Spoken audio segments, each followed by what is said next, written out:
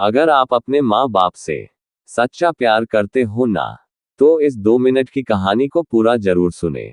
और अगर अंदर से एक आवाज आई, तो ये कहानी अपने उन कमीने दोस्तों को जरूर शेयर करें, जो जिद करता है खुद से अपनी सफलता के लिए नहीं, अपने माँ बाप से अपने शौक के लिए पूरे करने के लिए। एक लड़के ने अपने पिता से कहा, पापा मुझे नया मोबाइल ला दीजिए। पिता ने कहा, बेटा अभी कुछ रुक जा, एक नया मोबाइल ला दूंगा।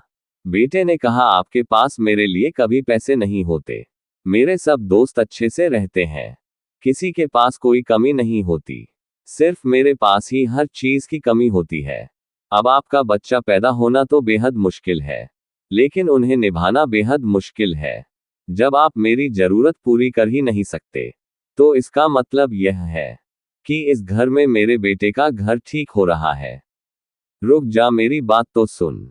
हमने दिल दे दिया।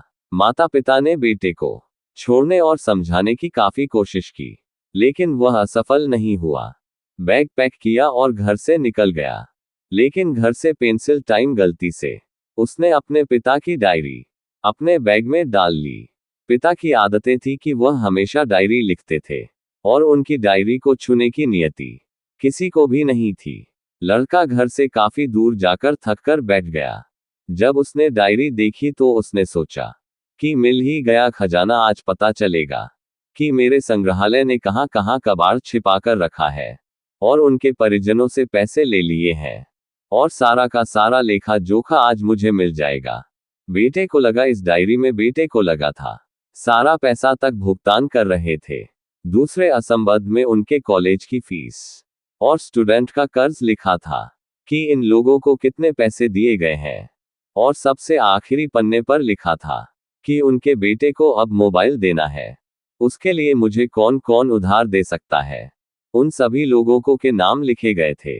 बेटे ने जैसे ही सब पढ़ा, वो पागलों की तरह रोने लगा, और रोते रोते दो दो ताता भागता घर आया।